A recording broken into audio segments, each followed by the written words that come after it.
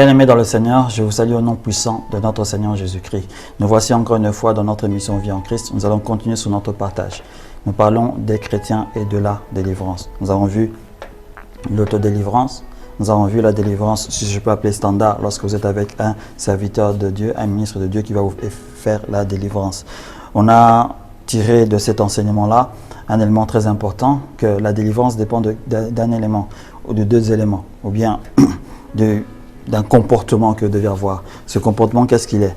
Il vous demande de confesser et de renoncer. Si vous ne confessez pas et vous ne renoncez pas, votre délivrance est quasi impossible. Elle ne pourra pas se faire. Mais ôtez-vous de cette pensée-là, que ce n'est pas important que je confesse, que j'aille simplement et que l'on prie pour moi. Non.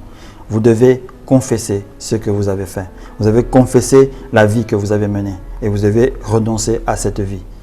Sans cette déclaration-là, vous êtes en train d'enchaîner les anges qui vont pratiquer la délivrance en vous. Ce n'est pas le ministre de Dieu. Non, le ministre de Dieu, il est là pour faire les déclarations de foi. Ces déclarations de foi, c'est obéir à l'autorité que Christ l'a donnée. Il nous a donné l'autorité de marcher sur les scorpions, sur les serpents, de guérir les malades. Donc, il nous a donné l'autorité en ce don de délivrer. C'est ce que le ministre va faire. Le Seigneur ne viendra pas se matérialiser pour faire ta délivrance. Il utilise des ministres de Dieu. Il utilise des serviteurs de Dieu. Pour cela, ces serviteurs qui vont venir faire ces déclarations-là ont besoin d'une aide. L'aide, c'est tes déclarations à toi. Ta confession, ton renoncement leur permettront de travailler. Lorsqu'ils travailleront, les anges qui sont mandatés par le Seigneur pour cette délivrance-là viendront te délier de ces esprits impurs. Quelle que soit leur potère, quelle que soit leur puissance, quelle que soit leur force, ils vous délivreront. La délivrance, nous avons dit qu'elle était graduelle.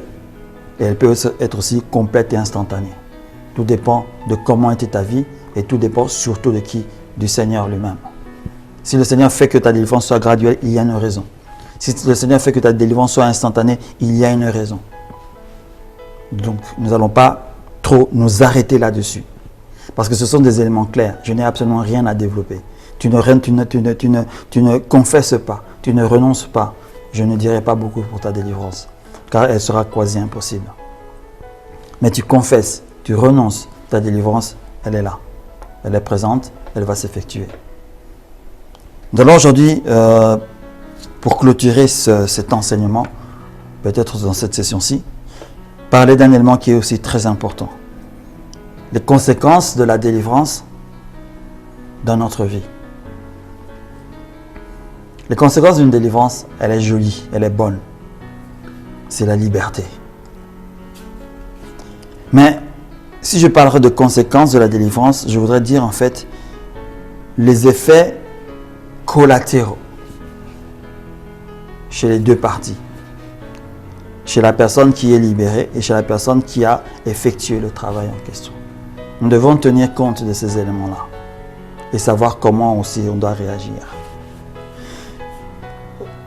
Si vous m'avez suivi, et si vous avez suivi ce que la parole de Dieu dit par rapport à la liberté et à la délivrance, je veux dire, on va encore revenir sur cette fameuse histoire. L'esprit quitte la maison, il s'en va chercher 7 autres esprits. La maison, est-ce qu'elle va rester vide comme ça, juste balayée, ou devrait-elle avoir des fournitures, devrait-elle préparée à recevoir quelqu'un d'autre, qui est le Saint-Esprit de Dieu, bien sûr. Pourquoi je prends cette image dans ce sens-là? Je le prends dans ce sens-là parce que c'est pour qu'en introduisant cette vérité, que lorsque les 7 autres esprits viennent pour reprendre possession, ils auront tous les moyens avec eux pour le faire. C'est pour vous faire comprendre, et je pense que vous l'avez peut-être déjà remarqué si vous avez eu une délivrance, c'est que après votre délivrance, souvent les tentations de revenir à ce que vous étiez en train de faire est très fortes ou sont trop fortes. Des circonstances dans votre vie commencent à se créer pour vous faire tomber dans des circonstances néfastes en fait. Vous ne comprenez pas que ma délivrance a été effectuée, mais je suis en train de vivre un calvaire pendant un moment. Vous ne comprenez pas, mais on a fait effectuer votre délivrance, mais il y a des situations qui arrivent dans votre vie qui essayent d'appeler en fait votre chair à réagir. Toutes ces circonstances-là, tous ces phénomènes-là, c'est l'esprit qui était parti chercher les 7 autres. Et en connivence, ils sont en train de créer des situations par lesquelles vous allez de nouveau ouvrir la porte afin que leur tempête entre dans cette maison, tout ce qui a été mis et qu'ils puissent reprendre possession de cette maison-là.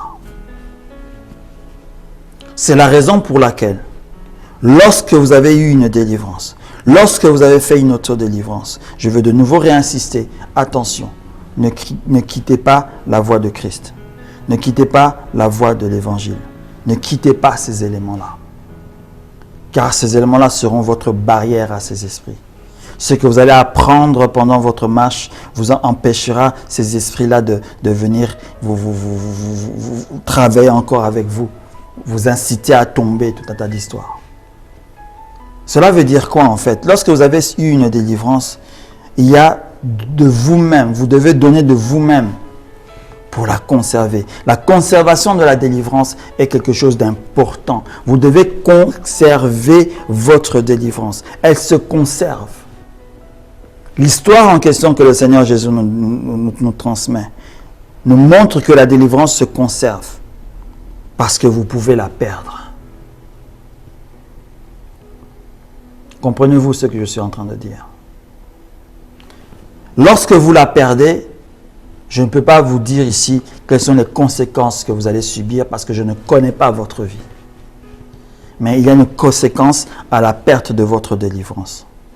Je ne dis pas ici que vous êtes en train de perdre le salut. Vous savez, moi j'ai toujours entendu des personnes dire que non, on t'a délivré, etc. Tant d'histoires, après tu es revenu à tes éléments que tu faisais, qu'on sort, mais tu pries toujours et qu'on sort. Hein, tu as dégradé, tu es dans une apostasie, tu as perdu ton salut. J'ai souvent entendu ce genre de choses, hein, mais je vous dis que ce n'est pas vrai. Ce n'est pas ton salut que tu perds à ce moment-là. Tu perds ta délivrance.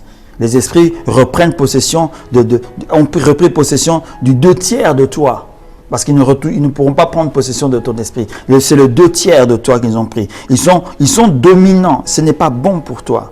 Mais ils sont dominants. Raison pour laquelle, souvenez-vous de cette histoire avec l'apôtre Paul je ne me rappelle pas vraiment où c'était, où il avait dit que vaut mieux qu'une personne puisse être, comment je peux dire, en fait, donner à Satan, j'ai oublié, excusez-moi avant d'avoir oublié le terme, hein, le remettre à Satan afin que son corps puisse être détruit, mais que son esprit, son âme soit sauvée. Ouais.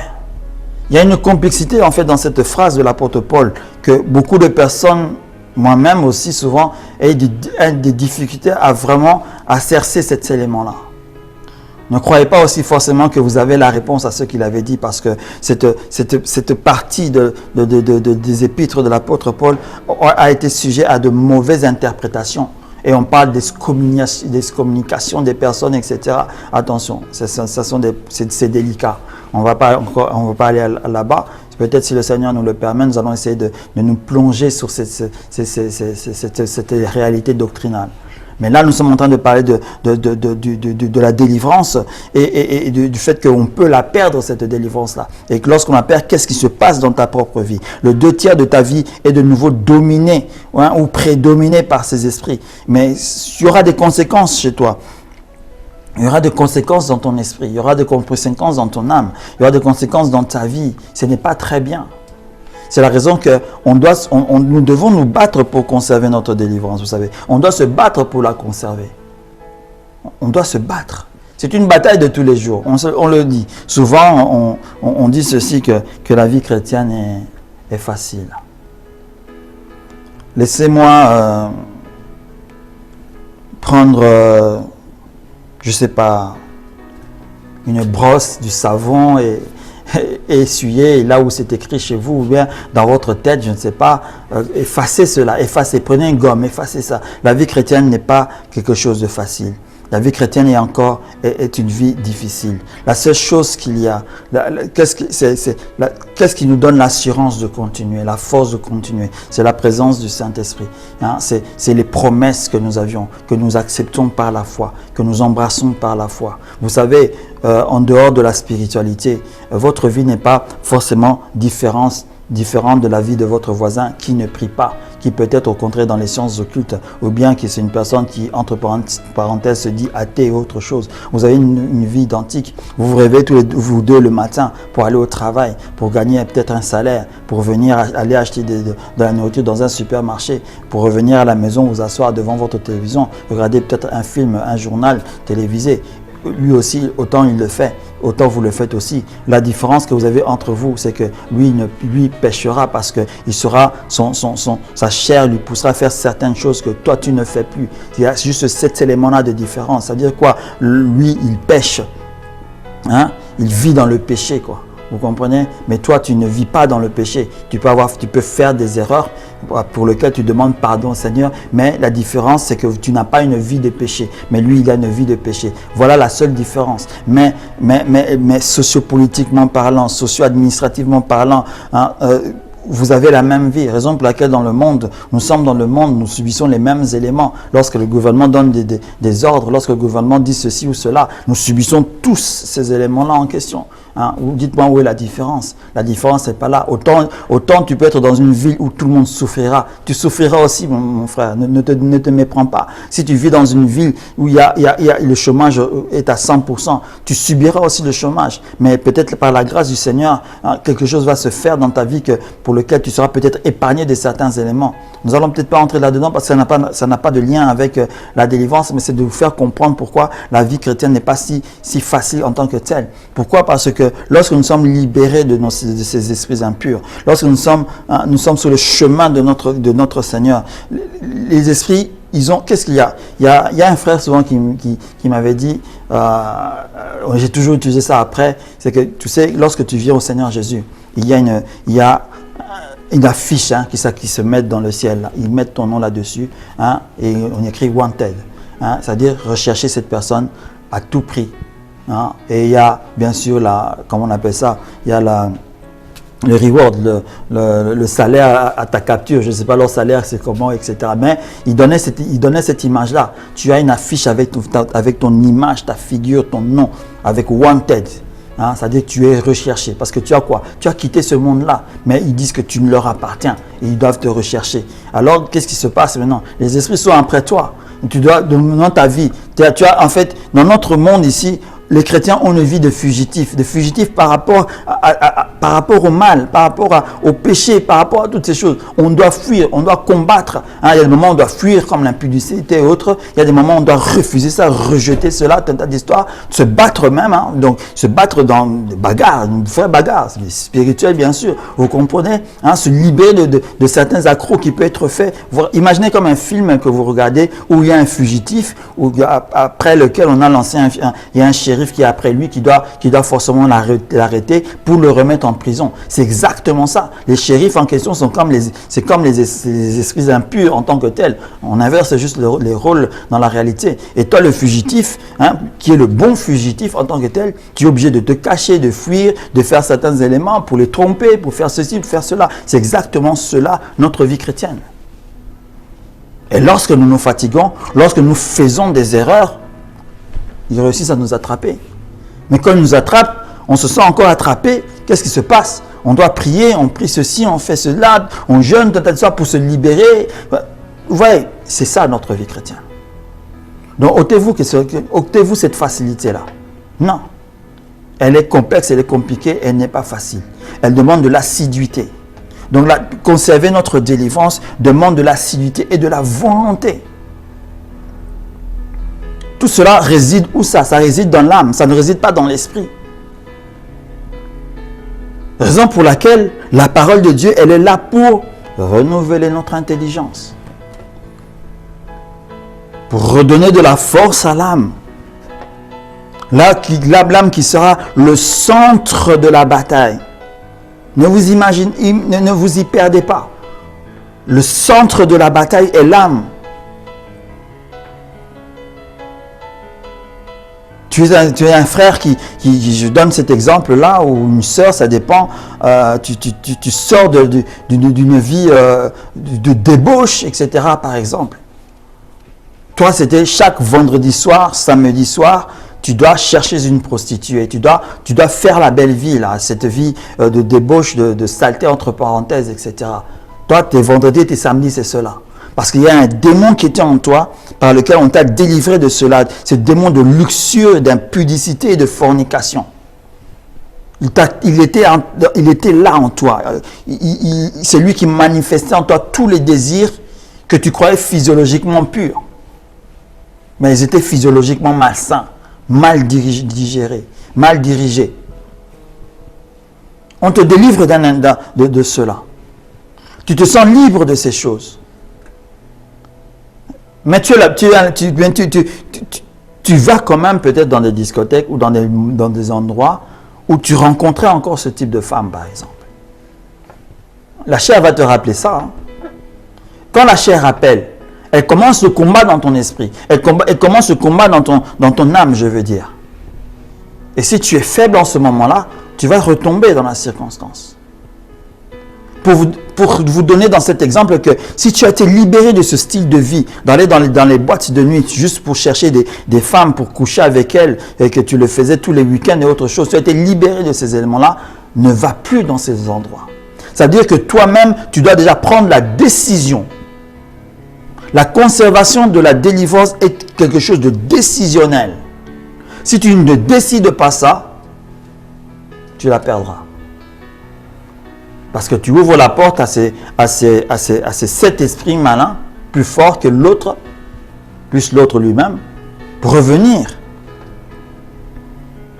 La condition dans laquelle tu seras pire, ça veut dire quoi? Tu auras encore des difficultés à en ressortir.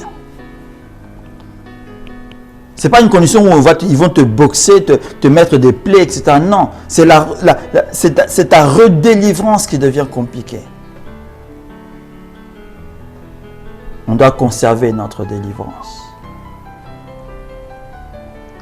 Aux personnes qui effectuent les délivrances, qu'est-ce qui se passe maintenant? Vous savez que ces esprits qui partent et autre chose, quand ils sont fâchés là et qu'on sort, ils se vengent aussi. Raison pour laquelle les personnes qui effectuent les délivrances et autres doivent être des personnes de prière. Parce qu'ils subissent des attaques de ces esprits-là. Des attaques punitives. Et ces attaques punitives peuvent aller dans votre travail, dans votre famille. Je ne sais pas, ça dépend. Ça, ce n'est que des exemples. Tu peux être un serviteur de Dieu, tu achètes une voiture neuve avec tout un tas d'histoires. Hein? Mais ta voiture neuve, c'est une voiture qui te fait que dépenser de l'argent. Tu fais que dépenser de l'argent. Des pannes à tue-tête. Des pannes à tue-tête à tout moment. Parce que ces esprits-là se vengent. Comme ils savent comment gérer ces éléments-là physiques et matériels, ils agissent dessus. Il te faut payer avec ton argent. Raison pour laquelle la prière est importante. La prière est importante pour la personne qui effectue la délivrance. Donc si tu entres si je peux appeler cela, si tu entres dans le métier de la délivrance, prépare-toi. Alors prépare-toi. Prépare-toi parce que tu en verras de toutes les couleurs. Mais tu en verras de toutes les couleurs pour le service que tu donnes au Seigneur. Et tu auras bien sûr ton propre reward. Tu auras ta récompense. Il ne faut pas peut-être avoir peur de ça. Si tu as le courage d'entrer dans ce métier-là, vas-y. Mais apprends les conséquences. Mais en apprenant ces conséquences-là, tu dois savoir comment tu devras agir, comment tu devras être préparé. Cela demandera beaucoup d'humilité et beaucoup d'acceptation. Et beaucoup de sacrifices. En parlant de sacrifices, souvent, on entend parler maintenant que si tu dois être délivré, tu dois amener un don matériel au ministre de Dieu. Cela est écrit nulle part. Je suis désolé de le dire ici. Laissons-nous ouvrir cette parenthèse-là. Quand tu vas chercher la prière auprès du ministre de Dieu pour ta délivrance, tu n'as pas de sacrifice à amener. Tu n'as pas de sacrifice monétaire à amener. Non. Ce n'est pas ce que nous apprend l'Évangile. Les ministres, ces disciples-là sont allés vers les personnes gratuitement. Quand la femme est venue avec son fils, quand toutes ces personnes qui venaient auprès de Jésus venaient gratuitement. Ils ne donnaient pas de l'argent à Jésus pour délivrer leurs enfants, pour délivrer leur mari. Jésus n'a pas demandé de l'argent à Pierre pour sa belle-mère. La délivrance doit être gratuite. Ne demandez pas, serviteur de Dieu, ne demandez pas de l'argent. Ne dites pas à la personne, viens faire un sacrifice. Par un acte monétaire et autre chose. Souvent, ils le font, pas avant, mais après, parce que la délivrance c'est fait, tu fais un acte, tu poses un acte pour sceller la délivrance. Je me suis toujours posé la question, où est-ce que c'est écrit? Que pour sceller ma délivrance, je dois poser un acte à l'église ou auprès du ministre de Dieu, un acte monétaire. Que le Seigneur nous fasse grâce, peut-être nous allons essayer de parler un peu des actes que nous devons poser, ces actes de sacrifice que nous devons poser. Nous allons essayer de partager sur cela, pour voir quand il faut le faire, quand il ne faut pas le faire. Souvenez-vous, je vous dis toujours, et moi, pour moi, c'est personnellement, je le dis, je m'accrocherai toujours à cette réalité-là. La vie chrétienne que nous avions est une vie de foi. Tout acte que je veux poser, qui me sera bénéficiaire, je dois le poser par la foi. Que je reconnaisse un élément de la loi, ou que je ne le reconnaisse pas, c'est par la foi que je veux agir. Raison pour laquelle, dans nos émissions, nous avons dit un élément très important, que l'offrande que vous faites à l'église, et c'est un acte de foi. Que la dîme que vous donnez à l'église, c'est un acte de foi. Parce que si vous la donnez parce qu'il est écrit, parce que nous devons, parce que ceci, parce qu'il y a la loi telle, etc., vous entrez réellement dans cette loi que vous n'obéissez pas. Parce qu'on ne peut pas obéir cette loi de l'Ancien Testament. On ne peut pas l'obéir. Même si on entre dans cette réalité que la dîme venait avant la loi de Moïse, ça n'a absolument rien à voir. Mais tous ces éléments-là ont été accomplis dans le Seigneur Jésus. Donc, comme il a accompli cela, il y a des circonstances dans ma vie où je veux exercer ma foi. Je dis, Seigneur, cet élément-là, je veux l'exercer tel que je suis en train de le lire. Je crois en ça, je veux le faire. Et le Seigneur va agir, non parce que tu as fait cet acte-là. Souvenez-vous, le Seigneur Jésus-Christ, lorsqu'il bénissait, lorsqu'il guérissait, lorsqu'il délivrait, il disait quoi? Ta foi t'a. Ce n'est pas le fait de poser l'acte, de poser ce sacrifice, de donner l'argent en question, que tu achètes à l'église de je ne sais pas quoi, qu'on vous demande d'amener autant de sommes pour avoir ceci. Ce n'est pas ça qui fait qu'on est libéré, délivré, guéri ou autre chose. C'est l'acte de foi, parce que tu peux amener tout cela sans la foi. Le Seigneur déjà n'en prend pas plaisir. Tu n'auras absolument rien. C'était une parenthèse qui nous permet de terminer, de clôturer en fait notre enseignement. Juste pour vous dire que nous devons conserver la délivrance à tout prix. Que le ministre de Dieu qui est dans la délivrance doit connaître les conséquences des actes qu'il pose. Je pense qu'ils le savent aussi, je suis juste en train de le rappeler comme cela. Si après avoir entendu cet enseignement, tu, frère, désires être dans ce ministère-là de la délivrance, parce que c'est un ministère qui existe, pas qui a été cité comme ça dans la parole de Dieu. Non, mais ministère dans le sens que tu peux travailler auprès d'un ministre de Dieu qui est vraiment là-dedans, parce que vous savez, la liberté, donner la liberté est quelque chose de précieux. Et c'est bien d'avoir des ministères ou des apôtres, ou des prophètes, ou des serviteurs de Dieu en général, qui sont spécialisés à libérer les personnes. C'est bien d'en avoir. C'est important d'en avoir. Parce que s'ils ne sont pas là, je ne sais pas comment je peux exprimer ça. Ils ont leur utilité. Ils ont leur utilité. Conserve ta délivrance. Aujourd'hui, tu as entendu comment la conserver. Conserve-la, mon frère. Ne replonge pas dans des situations, dans des circonstances qui vont de nouveau ouvrir la porte à ces esprits. À quoi bon? À quoi bon? Parce que si on t'en a libéré, si on t'en a délivré, c'est parce qu'ils ont une mauvaise influence. Parce qu'ils détruisent, ils volent. dans ta propre vie. Si le Seigneur nous libère de ces chaînes-là, c'est parce qu'il veut nous voir libres lorsque nous allons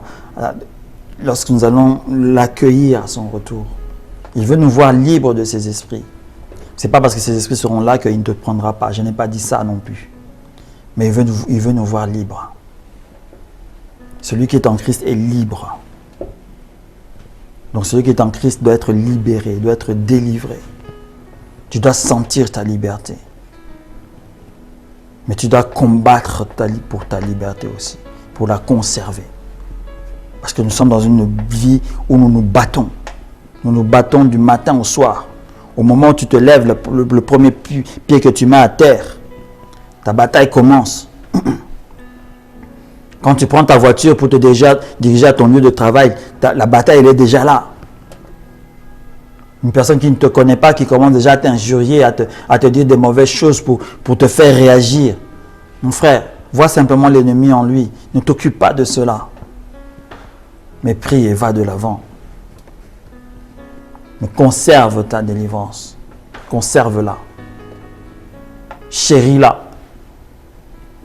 Ne laisse pas l'ennemi te la prendre.